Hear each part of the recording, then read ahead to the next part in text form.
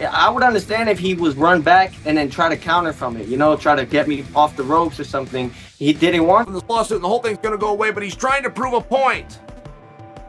He's trying to prove a point that he has had his name dragged through the mud. I sat down and researched this piece before I spoke to you. I just read his name, right? Naive, and he's stubborn, and he doesn't understand what the business means to us. So, again, this is not something that we do often, but we're not fucking around here. Because Teofimo Lopez just intimidated Shakur with a $100 million lawsuit if he cancels the fight. This isn't just legal posturing. Lopez is making it crystal clear he won't tolerate any last-minute excuses. By filing such a massive lawsuit, he's forcing Shakur to stay committed, sending shockwaves through the boxing world, and leaving fans and analysts debating just how far Teofimo will go to secure this showdown. And the reason why is because my ring IQ, my speed, my power, the moment those things come into play, they don't want to show themselves. Eddie Hearn doesn't hold back, calling out Teofimo's cheap stunt with that $100 million lawsuit. He makes it clear that Shakur Stevenson isn't fazed. He's focused, disciplined, and ready to fight. Hearn even hints that Lopez's intimidation might backfire, suggesting that Shakur has the skill and composure to make Teofimo the one who cracks first and potentially quits. interested in the back and forth, so he'll deal with that after. And once we get tomorrow out of the way, Frank Warren isn't holding back, calling Teofimo's lawsuit completely outrageous. He argues that Lopez owes an apology not just to Shakur Stevenson, but to the entire boxing community for this unnecessary nonsense. Warren frames the stunt as disrespectful, painting Teofimo's move as desperation, while Shakur's calm and focused approach continues to stand in stark contrast, proving who truly carries class and composure in this fight saga. So it's outrageous that what he's going to have to make an apology to everybody, and this moron. Shakur Stevenson fires back with ice-cold clarity, refusing to be intimidated by Teofimo Lopez's threats. He flips the narrative, declaring that it's Lopez who might crumble under pressure, not him.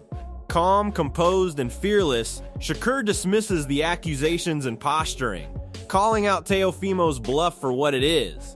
The message is clear. Shakur won't quit, and he's ready to make Lopez the one who folds. Things that I was doing and accusing me of on cap, so truthfully, I don't got nothing to say about that dude. I think he's full of shit. Teofimo Lopez turns up the heat, issuing a brutal warning to Shakur Stevenson. Full of confidence and aggression, Lopez claims this is the moment Shakur finally meets someone on a higher level. He talks about forcing a quit or delivering a knockout, framing himself as the ultimate test. It's raw intimidation, but also a gamble, because bold talk only magnifies the pressure once the bell rings. And I think you could attest with me. I don't think we have seen Shakur face anyone higher than who he's going to face next, and that's of me. So, I definitely, commend him at least for stepping up to the plate. But I think it's time. I think it's really that time for him to really take his first loss and, me whoop his ass to the point where either he quits. Roy Jones Jr. breaks down the clash between Shakur Stevenson and Teofimo Lopez, where the tension goes beyond the ring.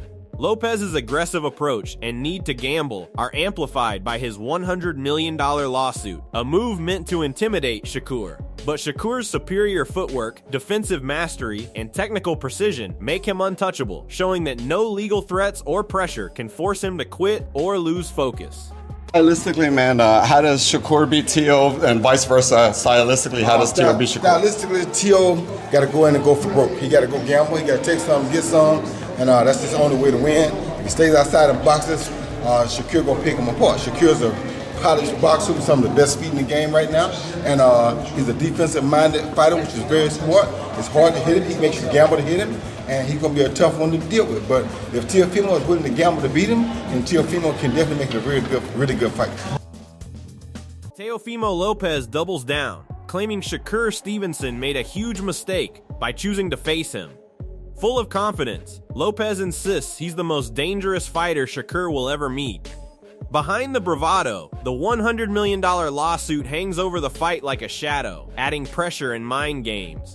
But Shakur's composure and focus suggest that Teofimo's threats, both in and out of the ring, might backfire spectacularly. I think Shakur's biggest weakness is choosing me to fight me. Yeah, I don't think he should. I think he made a mistake trying to fight me. How so? Because you're dangerous? I'm the best that there will ever be. I'm the best that there'll ever be.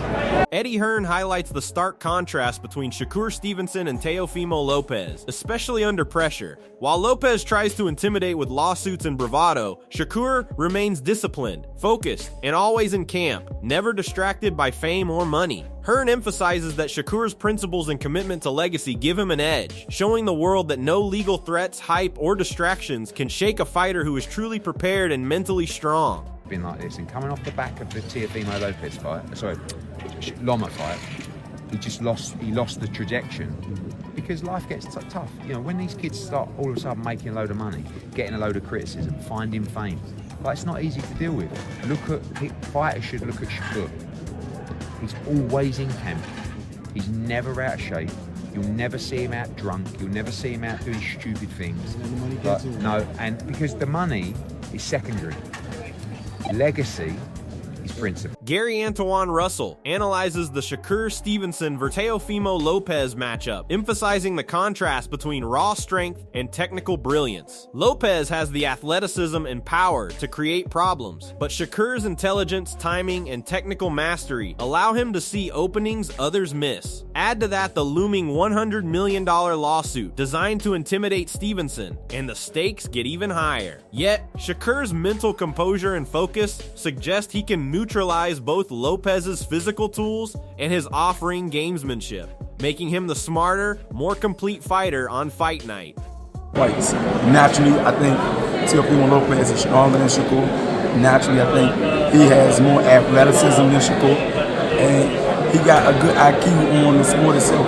But Shakur, I feel like he's a more smarter fighter. He's a more technical fighter. You know, I'm not saying that he's a square or he's just a textbook fighter, but he's seasoned, he's poor. Kenny Porter breaks down the speed and style matchup, noting that Teofimo is fully in this fight and willing to push the pace aggressively. While Lopez brings elite speed and physical tools, Shakur's defensive mindset and calculated footwork allow him to control the distance. This isn't just about athleticism. The lawsuit hanging over Shakur adds a psychological layer, testing his focus. Yet, Stevenson's discipline and calm approach suggest that legal threats or Lopez's aggression are unlikely to disrupt his strategy, leaving Teofimo to gamble for openings he may never get.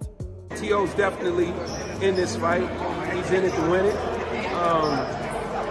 I mean, we talking pure boxing, Shakur, but we talk a dog, Teo. Yeah. And Teo's just as fast. I mean, like, there's speed and there's elite speed. Teo's got speed. Shakur's got elite speed. But that's not too far off, especially when you're not a come forward fighter. Shakur's not a come forward, step to you with my speed and hurt you with. Antonio Tarver highlights the one pathway for Lopez to beat Stevenson: relentless combinations and pressure. Teofimo's ability to throw punches in succession makes him dangerous, especially against a defensive slick fighter like Shakur. But Stevenson's precise timing and control of the center of the ring give him a clear advantage. With the $100 million lawsuit amplifying tension outside the ring, the matchup is as much a mental test as a physical one, forcing Lopez to rely on risk-taking while Shakur remains disciplined, calculated, and ready to capitalize on mistakes. And what makes Teofimo, I believe, dangerous in this fight, he throws both hands in succession. He's a combination type puncher, and that always serves well if you got a real slick defensive fighter in there. If Shakur can show us a little bit of that, what he had in his last fight, a lot of that work in the center of the ring, it's going to be. Keyshawn Davis projects dominance for himself and Shakur Stevenson, emphasizing their skill, athleticism, and complete control in the ring. He frames the duo as the best in boxing, capable of overwhelming any opponent with technical and physical superiority. The looming lawsuit adds an extra layer of drama, highlighting Lopez's attempt to manipulate the mental game. Yet, Shakur's focus and preparation suggest he will rise above intimidation, proving that discipline, talent, and strategy outweigh bravado and legal threats when it comes to performing at the highest level. said, just know January 31st, me and Shakur is going to put on dominating performances. Yeah. You know what I'm saying? I feel like we are the best in boxing, period. Skillfully, physically, any type you want, whatever you want to do, however you want to call it, I feel like we're the best in boxing, me and Shakur, period. And next week we're going to show it. Fabipo Wardley praises Shakur Stevenson's technical brilliance and consistency, noting how clean and disciplined he has been in recent performances. While acknowledging Teofimo Lopez as a powerful, dangerous opponent, Wardley emphasizes that Stevenson's precision, timing, and ring intelligence make him very difficult to bet against. With the looming $100 million lawsuit and Lopez's attempts to intimidate him, Shakur's ability to remain calm and execute his game plan under external pressure reinforces his superiority. Wardley's analysis frames Stevenson as the fighter who combines skill, focus, and mental toughness, showing that no amount of legal or psychological gamesmanship can disrupt A. I think I will go with Stevenson. Skills wise and just how clean he's been as of late, I think it's hard to bet against him, and that's not to take anything away from Teofimo, great fighter, but I just think Shakur is just too clean at the moment. Malik Scott highlights that Shakur Stevenson's mastery of fundamentals and boxing craft gives him the clear edge over Teofimo Lopez. While Lopez brings explosive speed and athleticism, Scott points out that overcommitting or mismanaging distance against Stevenson can be fatal mistakes. With the additional tension of Lopez's $100 million lawsuit designed to unsettle Shakur, the mental aspect is heightened. Yet, Stevenson's experience, precision, and disciplined approach ensure he capitalizes on any misstep, making him the more seasoned and strategically superior fighter. Scott's breakdown underscores how composure, fundamental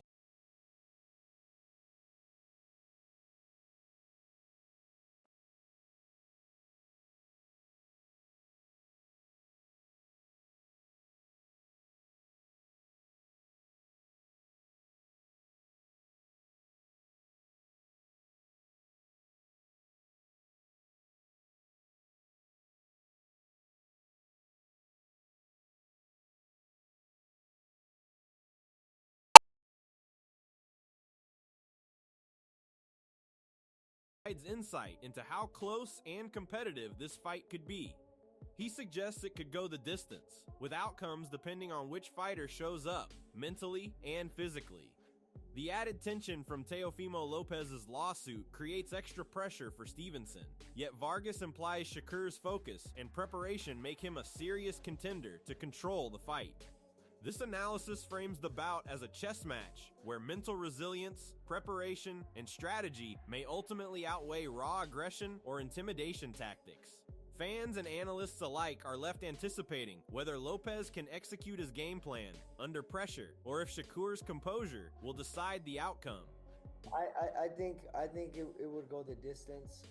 I can see a decision for Shakur. I can see a decision for Teofimo. It just depends on how if Shakur wants to fight or not, how the judges are going to score it. So it just depends on which fighter shows up for each of them. Derek Chisora praises Teofimo Lopez's conditioning, describing how he methodically ramps up intensity in the ring. Lopez's ability to sustain pressure, increase output, and wear opponents down through sheer fitness is notable. Yet, the psychological aspect, amplified by his $100 million lawsuit aimed at intimidating Shakur Stevenson, adds a layer of tension. While Lopez has physical tools and stamina to challenge any opponent, Chisora's insight reminds fans that raw endurance must be paired with strategy and precision, especially against a disciplined, technically gifted fighter like Stevenson, who can exploit mistakes while remaining mentally unfazed by off-ring threats. Because where he beats you is fitness. He starts off slowly and going in, and he gets harder and harder and harder. By the time it's round 6, you think you're around 10, but you're only around 6. You have to be fit, and he keeps chucking. Ben Whitaker highlights the fascinating contrast between Teofimo Lopez and Shakur Stevenson. Lopez's athleticism, unorthodox angles, and character make him a dangerous opponent, yet Stevenson's ability to slow the pace, maintain optimal distance, and impose his rhythm gives him the strategic advantage. With the looming lawsuit and off-ring intimidation tactics, Lopez faces the added challenge of staying focused while trying to execute his natural aggression. Whitaker frames this as a matchup where mental composure, discipline, and smart ring management could ultimately tip the balance in Stevenson's favor, making it one of the most intriguing fights in recent boxing history.